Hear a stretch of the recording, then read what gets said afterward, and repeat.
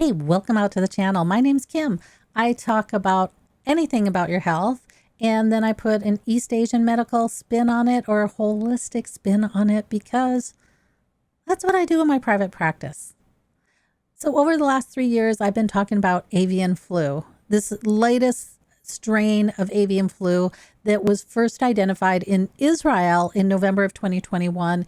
And I have an episode on that from back in November 2021 that identified what was going on in Israel at that time. And it's avian flu, a few bad actors.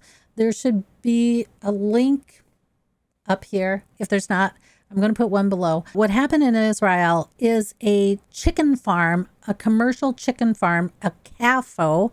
So you're going to probably start hearing that term more and more. But a CAFO is a concentrated animal feeding organization. We used to call those factory farms. So there's a poultry farm. There was, I think, maybe 3 or 4 of them that in this one area got infected with this new, highly contagious, mutating frequently strain of avian flu. And that spread to the wild birds. And then within a few months, it spread throughout the world. And the problem with that avian flu was that just its flexibility. You know, it was jumping into mammals right and left, and it was decimating bird populations. It decimated the elephant seals. It was causing mass death in sea lions. So it's decimating all these mammals that it's jumping into, and it's decimating other birds. And so the world's been a little bit concerned about this strain of avian flu. And then what happens is something really unique. The United States gets avian flu in cattle. Now, we're the only country in the world that has avian flu in cattle. And at the beginning of this pandemic, there was this huge conversation on poultry manure that lasted for about 3 weeks before that conversation was just squashed. But I do have an episode out here on the history of poultry manure in cattle feed. That one, link up here too, otherwise down below. So here we have it. We have this avian flu in cattle. It's scary because avian flu has a tendency to be very deadly, and we don't want another really deadly virus in humans. Let's look at a visual of what's happening. So I took all the information from the USDA on how many infections do we have. The only good news we have is that right now it's only in 2 states.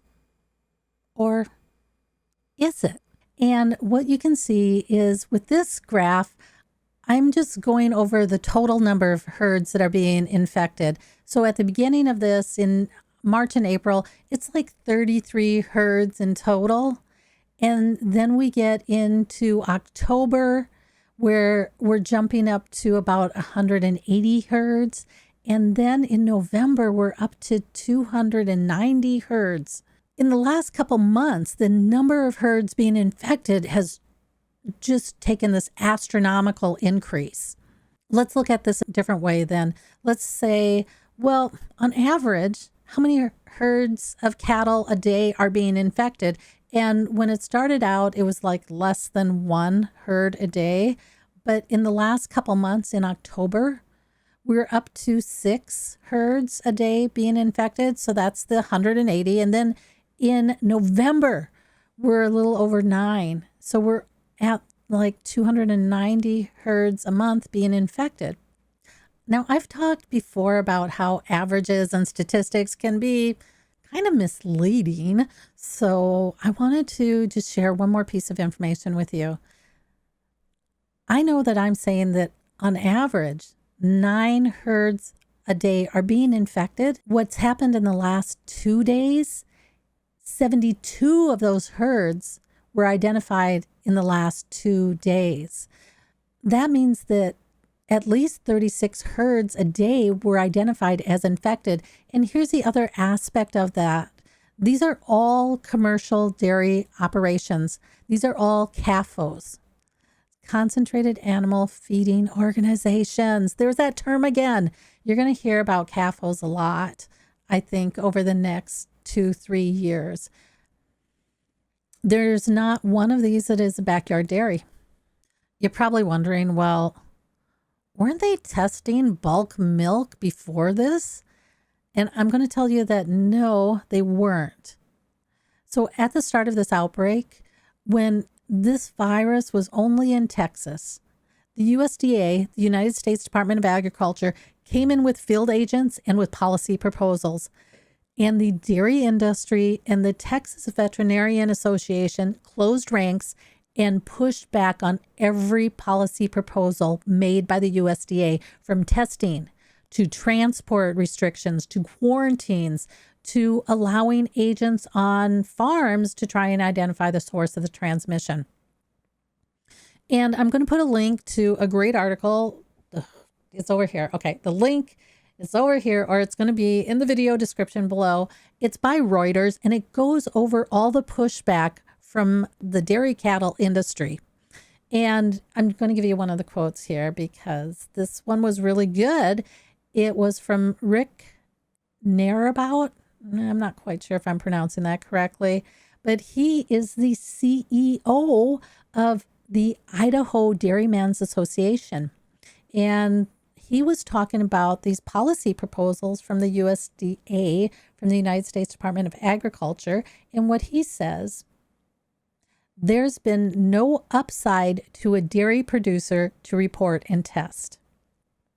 So what he's saying is there's no upside to test your cattle to see if they have avian flu, and there's no upside to reporting it. Now, Reuters also goes on to say dairy farmers in some states have resisted voluntary testing of their animals for fear of economic repercussions. And it was because of that fear that the United States government started offering financial reimbursement for these economic repercussions. Now we have all this pushback from the dairy industry at the beginning of this outbreak. And that pushback highlights the level of control that these large corporate structures have over the government and have over our safety. Because what that pushback allowed the dairy industry to do was to take control of all policy within the states. The federal government was allowed to do a little bit when it came to interstate transportation of these cattle. But you know what? The federal government also wasn't allowed to pull sick cattle out of the slaughter lines. And that just blows my mind because it has never been appropriate to feed people sick livestock. There we have it. The Dairy Association has taken point on managing the response to avian flu in cattle. And what that management has done is it's led to this very slow, inhibited response in the states. So the response within the states only becomes active once they find an infection. But if no one's testing and no one's reporting, then how are you going to find an infection? And that's why I say California and Utah, 2 states, or is it 2 states? The dairy industry, it's been running point, and what that has caused is for what appears to be a runaway virus in cattle.